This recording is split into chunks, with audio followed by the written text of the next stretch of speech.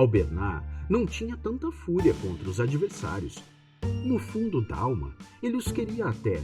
Tinha amigos lá. E essas divergências nada significavam para sua idade e experiência. Depositava, entretanto, uma certa esperança na ação do Marechal.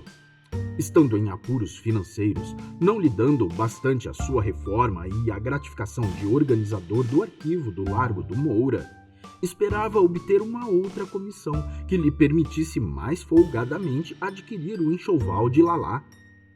O almirante também tinha grande confiança nos talentos guerreiros e de estadista de Floriano. A sua causa não ia lá muito bem. Perdera em primeira instância, estava gastando muito dinheiro.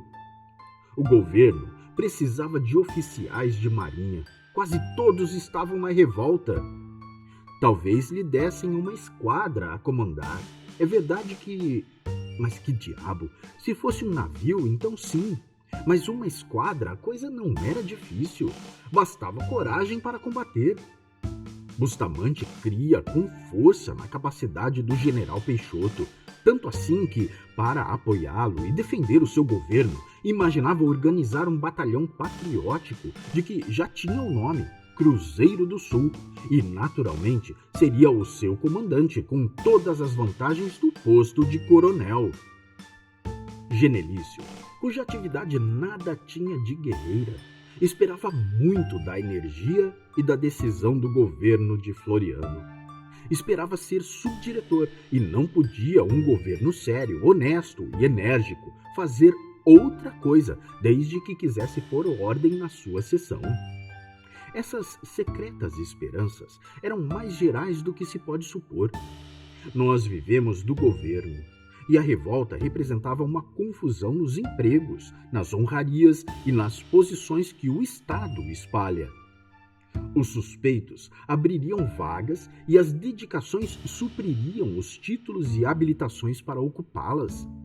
Além disso, o governo, precisando de simpatias e homens, tinha que nomear, espalhar, prodigalizar, inventar, criar e distribuir empregos, ordenados, promoções e gratificações.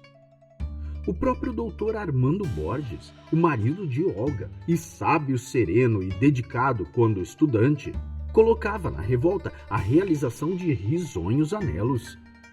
Médico e rico pela fortuna da mulher, ele não andava satisfeito. A ambição de dinheiro e o desejo de nomeada esporeavam-no. Já era médico do Hospital Sírio, onde ia 3 vezes por semana e, em meia hora, via 30 e mais doentes. Chegava o enfermeiro, dava-lhe informações, o doutor ia de cama em cama, perguntando: "Como vai?" "Vou melhor, seu doutor", respondia o sírio com voz gutural. Na seguinte indagava: "Já está melhor?" E assim passava a visita. Chegando ao gabinete, receitava: "Doente número 1, repita a receita. Doente 5, quem é?" "É aquele barbado." E receitava. Mas médico de um hospital particular não dá fama a ninguém. O indispensável é ser do governo. Senão, ele não passava de um simples prático. Queria ter um cargo oficial, médico, diretor ou mesmo lente da faculdade. E isso não era difícil, desde que arranjasse boas recomendações, pois já tinha certo nome, graças à sua atividade e fertilidade de recursos. De quando em quando, publicava um folheto: "O Cobreiro. Etiologia, profilaxia e tratamento ou contribuição para o estudo da sarna no Brasil." E mandava o folheto, 40 e 60 páginas, aos jornais que se ocupavam dele 2 ou 3 vezes por ano. O operoso doutor Armando Borges, o ilustre clínico, o proficiente médico dos nossos hospitais, etc. e etc. Obtinha isso graças à precaução que tomara em estudante de se relacionar com os rapazes da imprensa. Não contente com isso, escrevia artigos, estiradas compilações em que não havia nada de próprio, mas ricos de citações em francês, inglês e alemão. O lugar de Lente é que o tentava mais. O concurso, porém, metia-lhe medo. Tinha elementos, estava bem relacionado e cotado na congregação. Mas aquela história de arguição apavorava-o.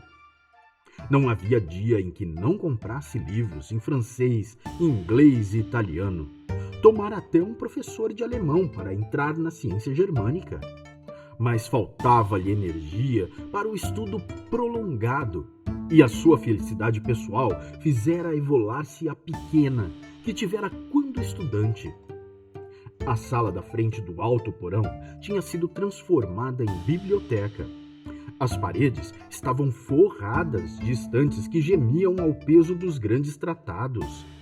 À noite, ele abria as janelas das venezianas, acendia todos os bicos de gás e se punha à mesa, todo de branco com um livro aberto sob os olhos.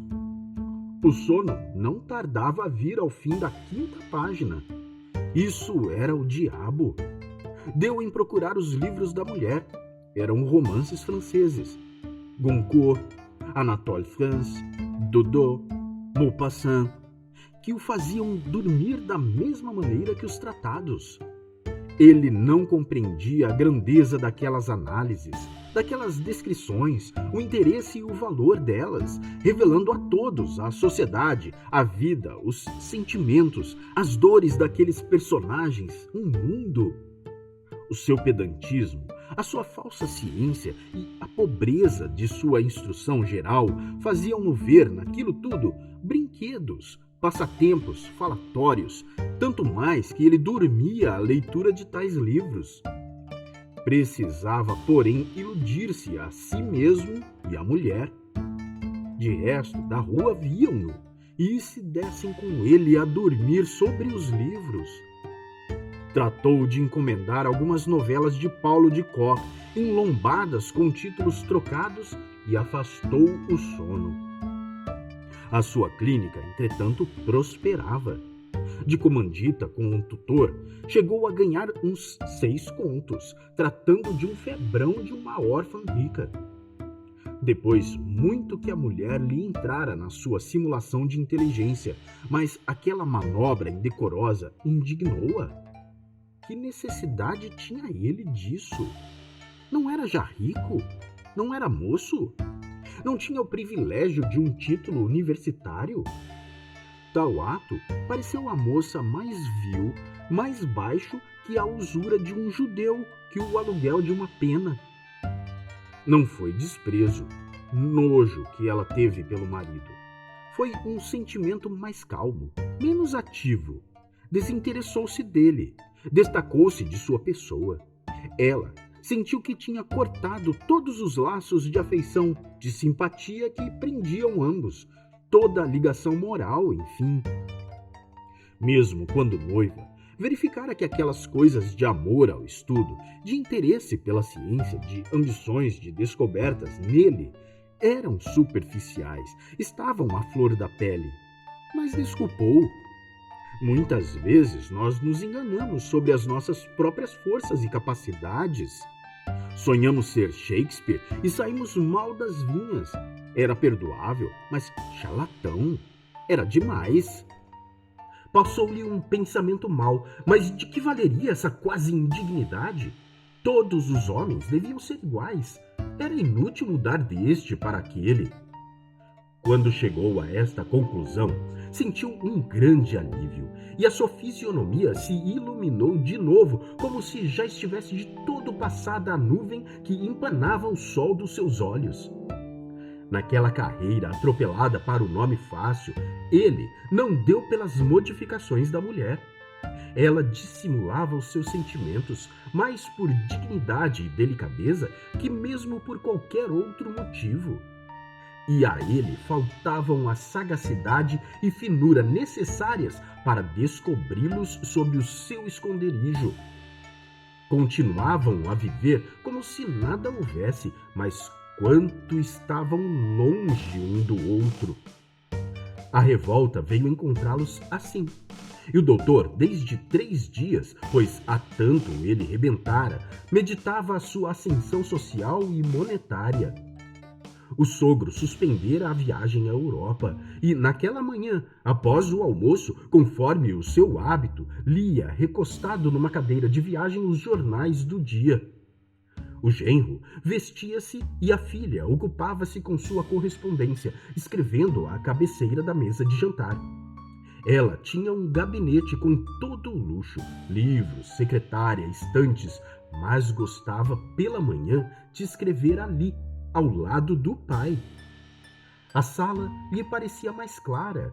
A vista para a montanha feia e esmagadora dava mais seriedade ao pensamento e a vastidão da sala mais liberdade no escrever. Ela escrevia e o pai lia. Num dado momento, ele disse: Sabes quem vem aí, minha filha? Quem é?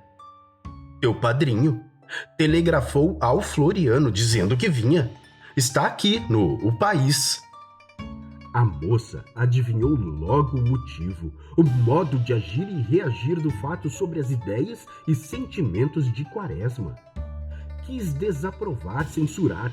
Sentiu-o, porém, tão coerente com ele mesmo, tão de acordo com a substância da vida que ele mesmo fabricara, que se limitou a sorrir complacente. O padrinho... Está doido? Disse Coleoni. Pela Madonna! Pois um homem que está quieto, sossegado, vem meter-se nesta barafunda, neste inferno. O doutor voltara já inteiramente vestido, com a sobrecasaca fúnebre e a cartola reluzente na mão. Vinha aí radiante, e o seu rosto redondo reluzia, exceto onde o grande bigode punha sombras. Ainda ouviu as últimas palavras do sogro, pronunciadas com aquele seu português rouco. Que há? Perguntou ele. Coleoni explicou e repetiu os comentários que já fizera. Mas não há tal, disse o doutor. É o dever de todo patriota, que tem a idade, 40 e poucos anos, não é lá velho.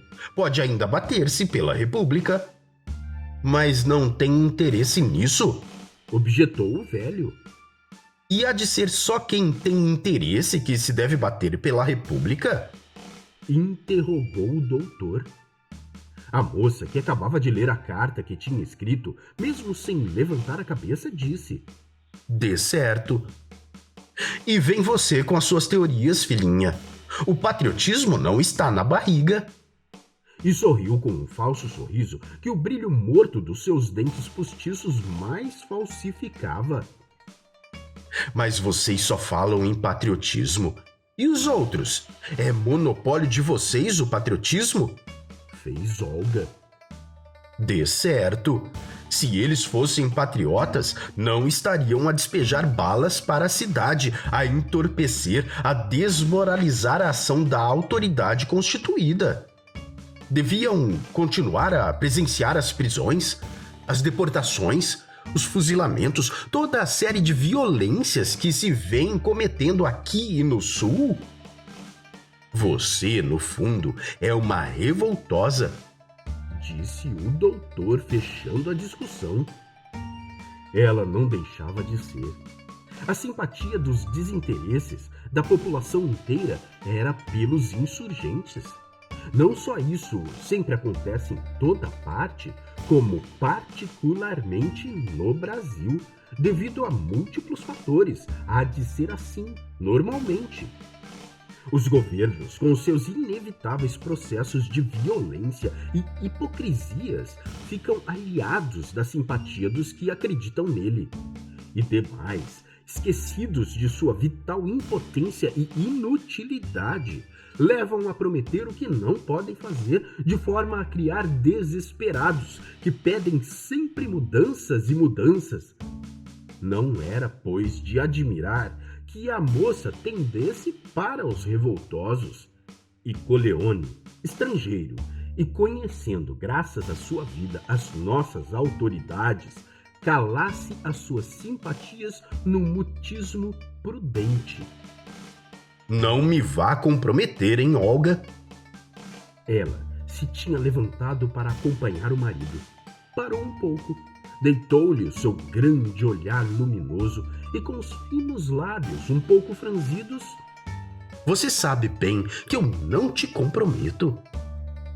O doutor desceu a escada da varanda, atravessou o jardim e ainda do portão disse adeus à mulher que lhe seguia a saída, debruçada na varanda, conforme o ritual dos bem ou mal casados.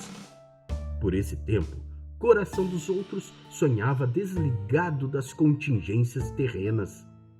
Ricardo vivia ainda na sua casa de cômodos dos subúrbios, cuja vista ia de Todos os Santos à Piedade, abrangendo um grande trato de área edificada, um panorama de casas e árvores. Já não se falava mais no seu rival e a sua mágoa tinha assentado. Por esses dias, o seu triunfo desfilava sem contestação. Toda a cidade o tinha na consideração devida e ele quase se julgava ao termo da sua carreira. Faltava o assentimento de Botafogo, mas estava certo de obter. Já publicara mais de um volume de canções e agora pensava em publicar mais outro. Há dias vivia em casa, pouco saindo, organizando o seu livro. Passava confinado no seu quarto, almoçando café que ele mesmo fazia e pão, indo à tarde jantar a uma tasca próxima à estação. Notara que sempre que chegava, os carroceiros e trabalhadores que jantavam nas mesas sujas abaixavam a voz e olhavam-no desconfiados, mas não deu importância. Apesar de popular no lugar, não encontrara pessoa alguma conhecida durante os 3 últimos dias. Ele mesmo evitava falar e, em sua casa, limitava-se ao bom dia e à boa tarde, trocados com os vizinhos. Gostava de passar assim os dias, metido em si mesmo e ouvindo o seu coração. Não lia jornais para não distrair a atenção do seu trabalho.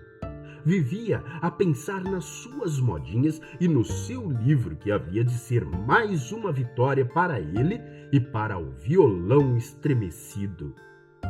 Naquela tarde, estava sentado à mesa, corrigindo um dos seus trabalhos, um dos últimos, aquele que compusera no sítio de Quaresma. Os Lábios de Carola. Primeiro, leu toda a produção, cantarolando. Voltou a lê-la, agarrou o violão para melhor apanhar o efeito e empacou nestes. É mais bela que Helena e Margarida, quando sorri meneando a ventarola. Só se encontra a ilusão que adoça a vida nos lábios de Carola. Nisto, ouviu um tiro, depois outro. Que diabo? Pensou. Hão de ser salvas a algum navio estrangeiro. Repinicou o violão e continuou a cantar os lábios de Carola, onde encontrava a ilusão que adoça a vida.